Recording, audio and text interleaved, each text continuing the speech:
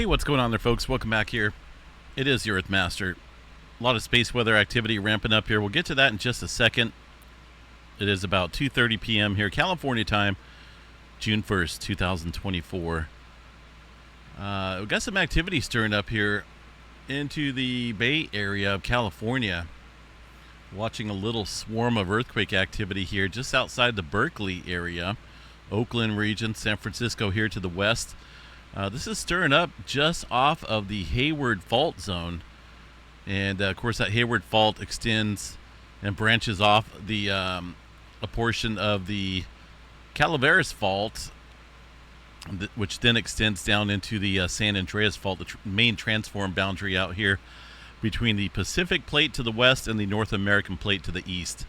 Now, the Hayward Fault here itself is a pretty lengthy fault system, and they believe here that the Hayward and the Rogers Creek Fault here to the north connect at depths here, which would make it a secondary, one of the largest secondary fault systems here from the San Andreas Fault. So this in itself is taking up a lot of stress that that happens between the two large plates here. Talking about the North American and the Pacific Plate. And a little bit of history on this fault system. I studied this in numerous classes here in college recently, and this is one of the more dangerous and feared faults out here. Now, obviously, we can see bigger earthquakes out here on the San Andreas Fault, the last one, 1906. But the Hayward Fault specifically is a little more hazardous because it does go directly underneath a large population of folks out here in the East Bay area.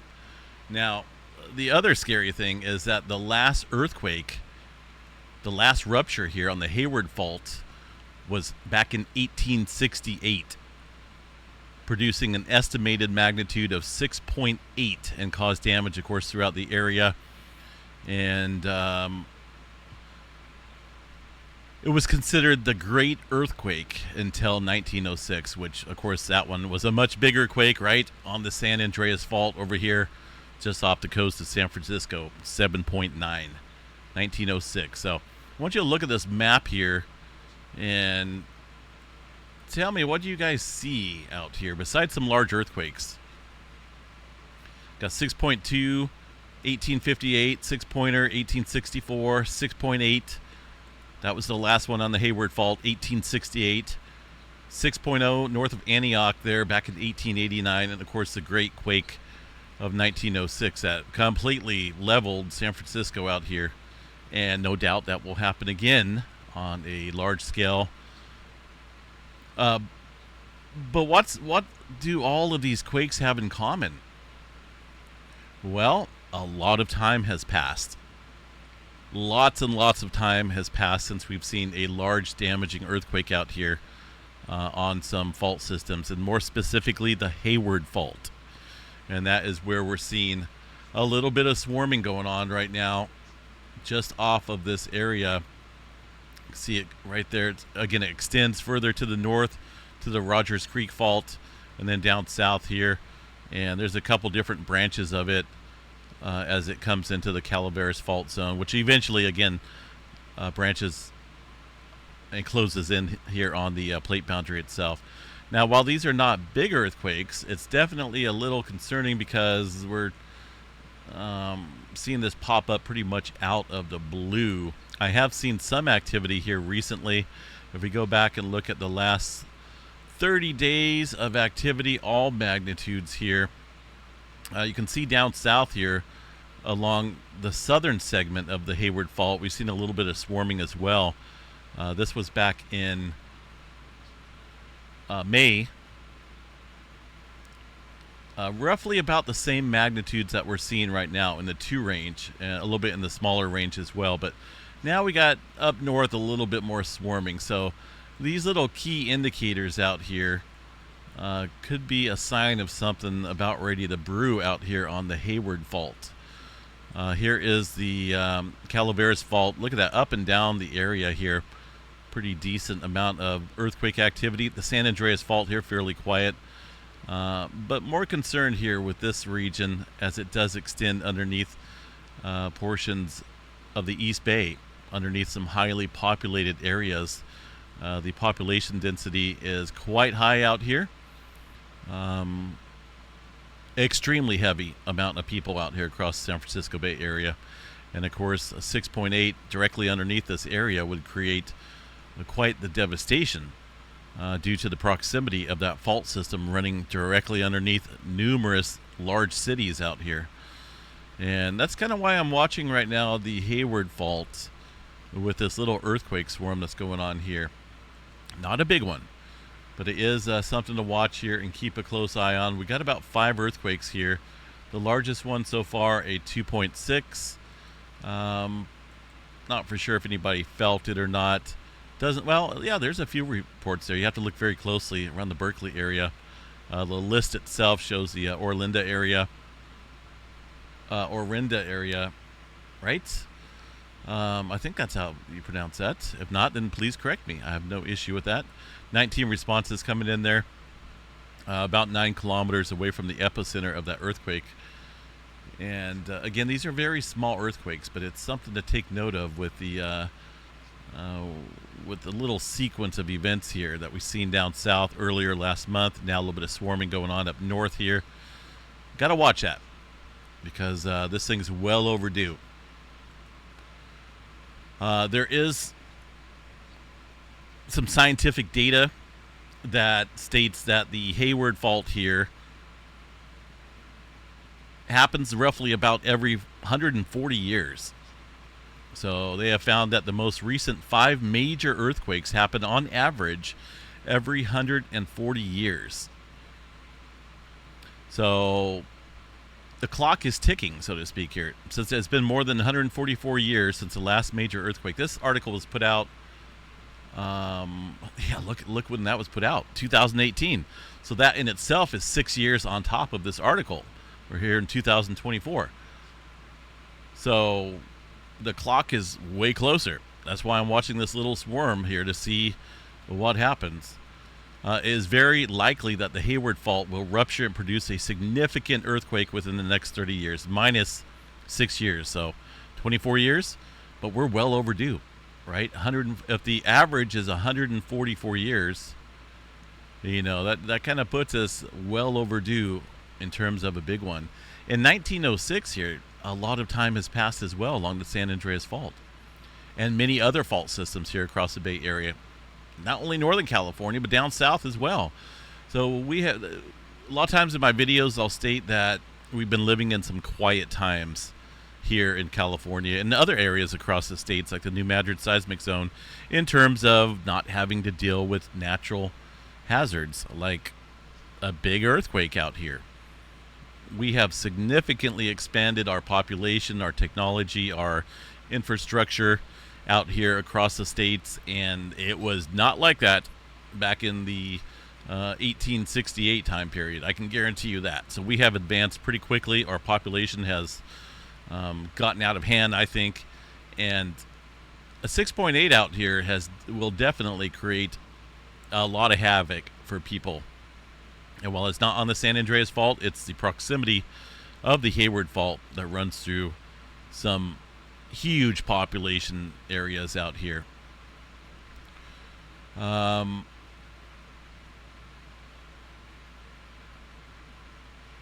Looks like more than 2.4 million people live close to the fault and are at great risk when the next significant earthquake occurs. Look at this satellite imagery here. I can't really click on it, but it does show certain populations here, communities living right on it, if not under, or not, hopefully not underneath it, but on top of it. And I guess that could be worse either way you look at it. So the best thing to do is this wording right here, right? Take some time to prepare yourself and your family in the unfortunate event of the big one. Now 6.8, San Francisco had a 7.9, 6.8 ain't nothing. When it's directly underneath your feet, it is something. Click on the hazards and preparedness link at the top of the page for more information. This is from the Berkeley Seismology Lab. I'm going to leave this link so you guys can check it out. There's a history of information out here. For example, check this out. It's kind of neat to see. 140 years and counting, right? Since the last one on the Hayward Fault, the 1868 earthquake. Prior to that, it looks like it was 1725. Look at that, even less than 140 years here. So 143, 95 years, 160, 155. These are just an average here, 140 for an average of all these numbers. So it can occur maybe a little bit later. And maybe even sooner. California missions founded back here in this state. Columbus reaches the New World. 1470 was the last one prior to that. The Black Plague in Europe. And, just a lot of history has passed, right? If you think about all the events that have passed.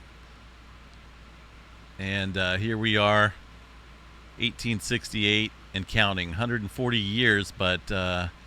we're above that level right now.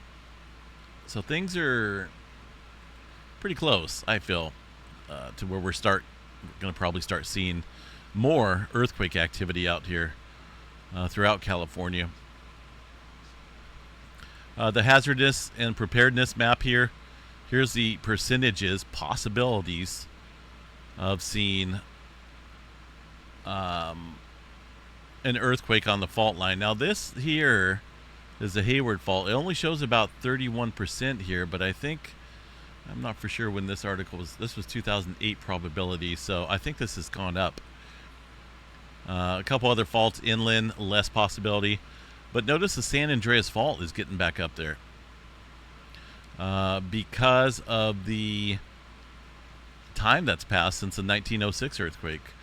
So there's many fault systems here that are getting up there in terms of the last time we've seen one take place. The Hayward Fault, for instance, moves at a rate of about 0.2 inches per year, about as fast as your fingernails grow. So it's not a lot. But if you think about that, you do the math here. I didn't do the math on this. I'll let someone do it if they want to. But 0.2 inches per year times the 150 years, right? Since we've last seen a big one on the Hayward Fault, that adds up to a lot of accumulated stress on that fault specifically. And I think the key to watching all this and surviving it is being prepared. Of course, you want to make sure you have your valuables and dangerous items are secure in your house and aren't likely to cause injury. And family emergency plan, of course, is key to survival as well. There's many links. I think, unfortunately, a lot of people are not prepared for this event or any event. A lot of people, unfortunately, have that mindset. Well, if it happens, it happens. Oh, goodness. That's a scary way to live life. I mean, of course, you don't want to be scared all your life, right? The best thing to do is be prepared and have a plan. So I'll leave this. Like I said, there's a lot of information here on the Hayward Fault historically, and the connection here between the Hayward and the Rogers Creek Fault. Look at this article. In 2016, scientists found definitive evidence that the Rogers Creek Fault and the Hayward Fault are linked together under the San Pablo Bay. This is what I was looking for. A simultaneous rupture of the connected Hayward-Rogers Creek Fault, which is a 118-mile fault, could result in a major earthquake of a magnitude 7.4. So, the 6.8, a lot less damage would take place from a 6.8 if it would just occur on the Hayward Fault. But they're talking that there's a link between the Hayward Fault and the Rogers Creek Fault that runs up to the north. If that goes all together, then we're looking at a 7.4. Of course, the longer the fault length, the higher likelihood of a larger magnitude.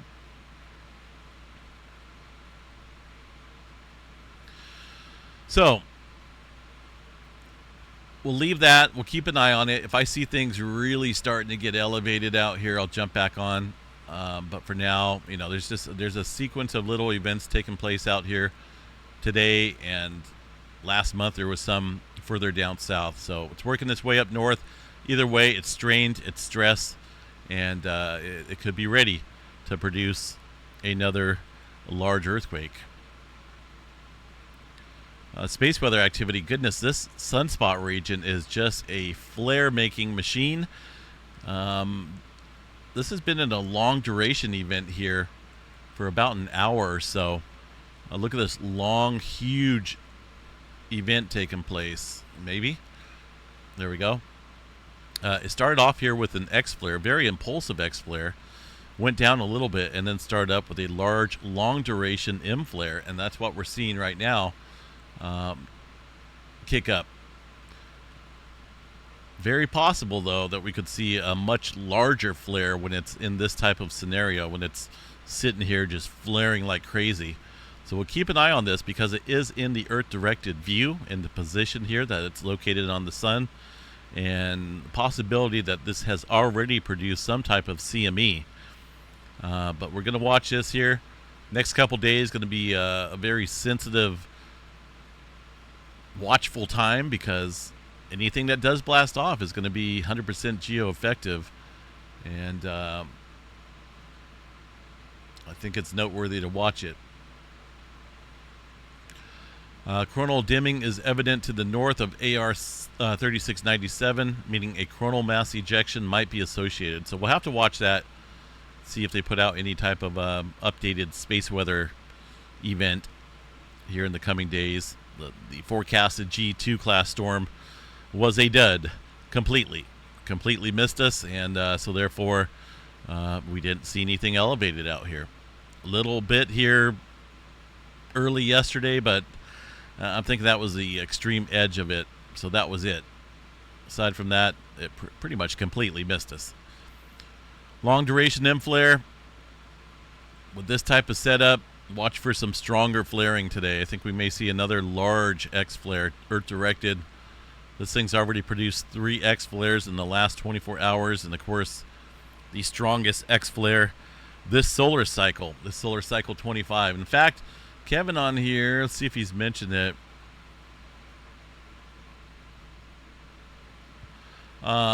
This was earlier, before these other X flares hit. So technically right now we have surpassed the previous solar cycle 25 in terms of X flares. So a lot more energy taking place out here. This is a 48th X flare, but we're past that now. This was yesterday, so you could probably add 2 more on there, which would put us at 50, and that pretty much blows out solar cycle 24, the previous solar cycle. So we're up there, and we're not done yet. It's expected to peak here 2025, summer 2025. This is the predicted number. Notice we're still up here in terms of this predicted sunspot number, the SFI, the energy. So yeah, we're not done yet. We may get a second shot here of seeing the auroras at some low latitudes if things play out. Going to be watching this sunspot quite closely here in the next couple days. Still quite dynamic. 3697, of course, that's former sunspot 3664. Look at that. A lot of intermixing here. This thing is not going away. Not degrading like this one was. This one, I had my hopes up for it, but it wasn't meant to be. So now we continue to watch this guy down here, and it's a dandy of a sunspot, let me tell you. All right, what else we got? I got to look around, see if I can find a Hayward Fault seismograph station up here from the UC, the Berkeley area up here. I can probably add it if it's not already up here on the map. These are seismograph stations located all over the place, and I'll just have to look here. I don't want to take up a whole bunch of time here on this update video, but I'll add one on, See if we can't keep an eye on that. Either way, be prepared, stay safe, and like I said, if anything else pops up here in terms of increased swarming, then I'll jump back on. Doesn't look like anyone is paying attention to this yet because it's still underneath automatic status review. Let me check these other quakes here. Automatic, so no one's looked at it. No one seems concerned yet, or else they would have looked at this or maybe reviewed it in terms of the correct magnitude, location, and depth. But nobody's paying attention to it. We'll continue to keep an eye on it here and report back on anything that changes. In the meantime, enjoy the Saturday. I'm going to go jump out in the pool. It's a little warm out here in Northern California, so I think it's pool time. Have a good one, folks. We'll catch you guys back out here a little bit later.